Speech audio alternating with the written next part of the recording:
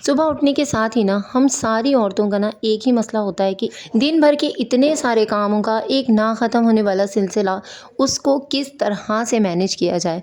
खाना बनाना, लॉन्ड्री करना, कपड़े प्रेस करना, क्लीनिंग करना, बच्चों को देखना, इतने सारे कामों में एक बेचारी अकेली औरत ना पिस रही होती है बुरे तरीके से सुबह से लेकर रात तक। इन सारे कामों को टाइमली किस तरह से मैनेज करना है, किस तरह से अपनी ज़िंदगी को आसान बनाना है, ये सारी बातें आज मैं आप लोगों के साथ शेयर करने वाली हूँ। वीडियो को पूरा देखिएगा। अस्सलाम वालेकुम, कैसे हैं आप सब लोग? अल्हम्दुलिल्लाह मैं बिल्कुल ठीक-ठाक हूँ। यहाँ पे ना तकरीबन मेरी सुबह का आगाज़ हो चुका है और आजकल फ़जर की अज़ानें काफ़ी लेट हो रही हैं। तो मैं सबसे पहले उठ के ना 6:30 बजे उठती हूँ। सबसे पहले उठ के नमाज़ पढ़ लेती हूँ, फिर सूरह यासीन पढ़ने के बाद ना मैं फिर बच्चों को उठाती हूँ। उनके स्कूल जाने से लेकर ना नाश्ते तक का जो प्रोसेस है और मेरे हस्बैंड के जाने का जो प्रोसेस है ना, सारे कामों में मुझे तकरीबन 9 बज जाते हैं। लेकिन 9 बजे के बाद मैं बिल्कुल लेटती नहीं हूँ और स्पेशली उस दिन जिस दिन मुझे मशीन लगानी होती है या फिर हाथ से कपड़े धोने होते हैं, तो उस दिन जो मैं काम को मैनेज करने के लिए पूरा अपना माइंड मैंने सेट किया हुआ होता है रात से कि मुझे ये वाले काम ना आज हर हाल में करने हैं। वो मेरा एक टास्क होता है और यकीन करें जितने टाइम तक मैं नाश्ता वगैरह बना रही होती हूँ या सुबह-सुबह में जब मैं उठती हूँ, बच्चों को रेडी कर रही होती हूँ ना, तो मेरा माइंड बड़ी तेज़ी से चल रहा होता है कि आज मुझे ना ये काम सारे निपटाने हैं। यहाँ पर जो नाश्ता आप देख रहे हैं ना, ये 1 दिन पहले का है और इस दिन ना बच्चे घर में थे, बच्चों की छुट्टी थी, तो जो रात की रोटियाँ थी ना, मैं ये इनको फ्राई कर रही थी।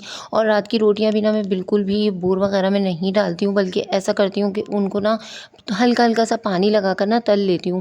तो वो मैं और मेरे हस्बैंड खा लेते हैं और बच्चे जैसे बन वगैरह खा लिए या डबल रोटी दे दी बच्चों को तो वो खा ली।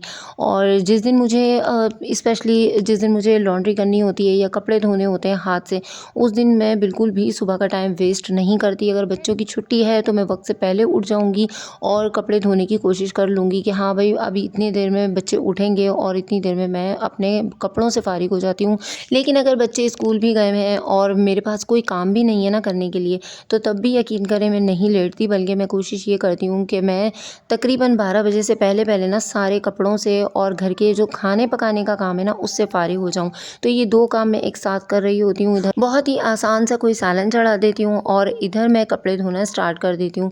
जब मैंने मशीन लगाई हुई होती है ना, स्पेशली उस दिन की बात कर रही हूँ, लेकिन अगर हाथ से कपड़े धो रहे हैं तो हाथ से तो फिर इतने ज़्यादा बंदा नहीं धो सकता ना, तो उस दिन फिर मैं जैसे नॉर्मल रूटीन में सब खाना बनाते हैं वैसे ही बनाती हूँ। हाँ, स्पेशली मैं उन बहनों के लिए बताना चाहूँगी जिनके छोटे बच्चे हैं, जो जॉइंट फैमिली में रहती हैं, तो वो क्या किया करें कि रात को ही ना सालन की स्पेशली प्रिपरेशन थोड़ी-सी करके रख दिया करें या हाफ़ डन करके उसको फ्रीज़र कर दिया करें। अगर हम सुबह के लिए सालन को फ्रीज़र करें ना, तो यकीन करें कोई पहचान भी नहीं सकता कि आपने अभी बनाया है या फ्रीज़र से निकाल कर दिया है और उसका टेस्ट भी ख़राब नहीं होता। तो ये कुछ आसानियाँ होती हैं, कुछ टाइम मैनेजमेंट ऐसी होती है जो हमें स्मार्टली करनी होती है। एक ही वक़्त में 2-2, 3-3 काम निपटाना, ये हम सब ख़वातीन को आता है। बस हम सब ख़वातीन के ना कामों का रूल और तरीक़ेकार अलग होता है। ज़ाहिर-सी बात है, अब हर घर का रूल अलग है, तो उसके हिसाब से ही औरत को काम करना होगा। कुछ लोग बहुत जल्दी उठने के आदी होते हैं, कुछ बहुत सुबह-सुबह उठ जाते हैं। तो जो सुबह उठने वाले होते हैं, वो हर तरीके से ना फ़ायदे में रहते हैं। तो यहाँ पर मैं आप लोगों से बार-बार इसीलिए कहती हूँ कि सर्दी हो या गर्मी हो, तो आप लोगों ने ना सुबह उठने की जो आदत है ना, वो कभी भी नहीं छोड़नी। एक दफ़ा अगर आप उठ गई ना, तो आपका सारा लेज़ीपन ख़त्म हो जाएगा।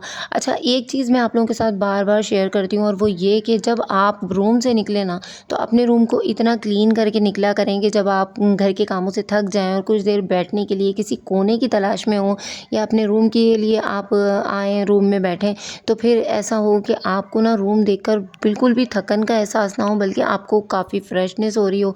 रूम को अपने क्लीन कर दें, थोड़ा-सा एयर फ्रेशनर लगा दें, कुछ परफ्यूम वगैरह लगा दें और उसके बाद कमरे को लॉक करके जब आप निकलेंगी और जब थक कर वापस आएँगी ना, तो वो कमरा आपको बिल्कुल जन्नत लगेगा और आपका जो माइंड होगा ना, वो एकदम रिलैक्स हो जाएगा। तो ये कुछ ऐसी टिप्स होती हैं जो लाज़मी हम सबको करनी चाहिए। वरना आप इस चीज़ को नोटिस करें कि आपने पूरा घर साफ़ कर लिया है और आपका जो बेड है वो उसकी चादर गंदी हुई भी है और तकिया इधर पड़ा हुआ है, उधर पड़ा हुआ है, तो आप यकीन करें आपका जो माइंड है ना, एकदम उस पे बोझ सा पड़ जाता है कि उफ़ यार, अब ये वाला काम भी रहता है। तो पहले उसको काम को क्लियर किया करें, उसके बाद घर के कामों को स्टार्ट किया करें। अच्छा, मैं ना ऐसा नहीं करती कि एक साथ ही मैंने मशीन में से कपड़े निकाले और उसके बाद फिर उनको वॉश कर के मैं डाल रही हूँ, फिर पानी में घुस रही हूँ, फिर काम कर रही हूँ। मैं क्या करती हूँ, सारे ही कपड़े एक साथ निकालती रहती हूँ, आना-जाना करती रहती हूँ उधर मशीन के करीब, और जैसे ही मशीन ऑफ होती है तो मैं सारे कपड़े निकाल कर साइड में रखती रहती हूँ, फिर दोबारा डालती रहती हूँ। और साथ-साथ मैं अपनी क्लीनिंग का काम भी कर रही होती हूँ, खाना भी बना रही होती हूँ। फिर जब सारे घर का काम मेरा ख़त्म हो जाता है ना, उसके बाद ही सारे कपड़े पानी से निकाल कर ना मशीन को फ़ारिग कर देती हूँ। तो इस तरह से मेरे सारे काम आसानी से हो जाते हैं, बगैर थके हो जाते हैं। और यकीन करें, बच्चों के आने से पहले-पहले ना मेरा खाना भी रेडी होता है और तकरीबन मेरे कपड़े भी धुल चुके होते हैं। अच्छा, जो प्रेस का काम है ना, वो मैं हरगिज़ भी उस दिन नहीं करती जिस दिन मुझे कपड़े धोने होते हैं। तो एक दिन में ना एक ही टास्क बनाया करें, कभी प्रेस कर लिया और कभी कपड़े धो लिए। तो ये चीज़ें बहुत ज़्यादा आसान कर देती हैं ज़िंदगी को। और कोशिश यही किया करें कि रात में लाज़मी चेक करके सोया करें कि सुबह आपने खाना जो बनाना है ना, उसका जो सामान है वो आपके घर में हर हाल में होना चाहिए। वरना अक्सर ऐसा होता है ना कि खाना बनाने खड़े हो जाते हैं किचन में, और फिर जनाब पता चलता है कि सामान में ये चीज़ कम है और वो चीज़ कम है। फिर उसके बाद फिर वही एक ज़हनी टेंशन कि अब लेकर कौन आएगा, क्योंकि अक्सर तो ऐसा होता है कि लाने वाले घर में मौजूद नहीं होते, और फिर वो जो खाना हमें बनाना होता है ना, वो 2-2 3-3 घंटे लेट हो जाता है। तो मेरी सारी बहनें इस बात से रिलेट करेंगी, ये हर घर में होता है। अच्छा, यहाँ पर शाम का टाइम था और हम लोग छोले और दही बड़े एंजॉय कर रहे थे।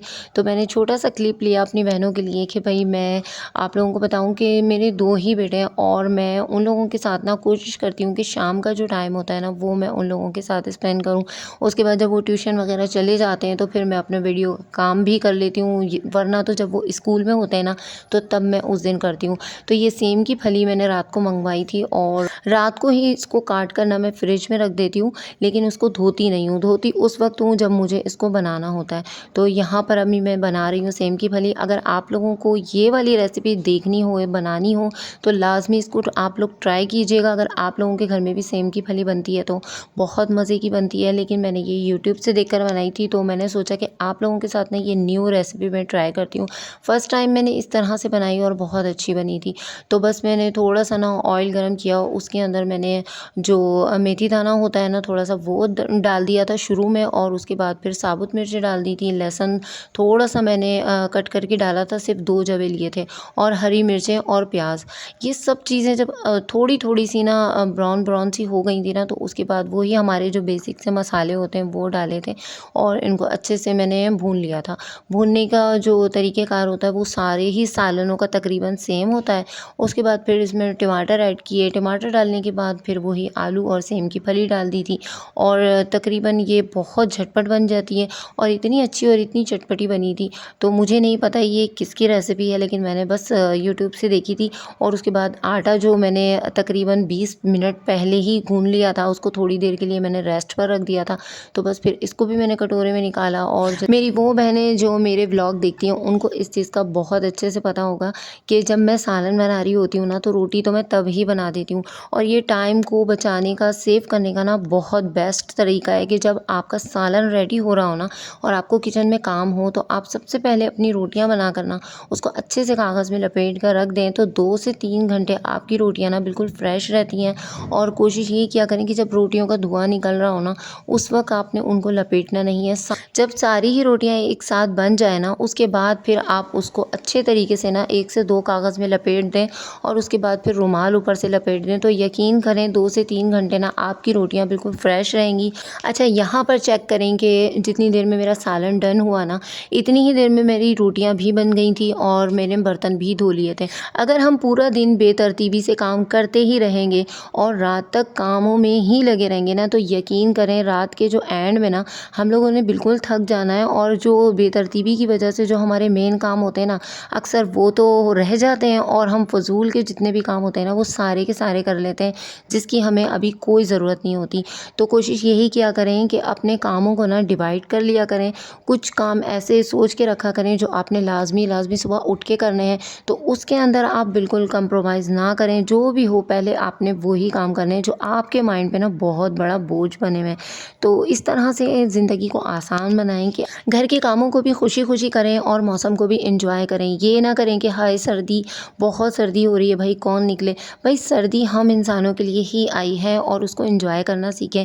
धूप में कभी सर्दी में बैठ के देखें, बहुत मज़ा आता है, विटामिन डी मिलता है, और बहुत ज़्यादा हमारी हड्डियों की जो सिकाई होती है ना, स्पेशली हम ख़वातीन की, तो उसमें बहुत ज़्यादा आराम आता है, और वो वो भी विदाउट किसी भी इन्वेस्टमेंट के।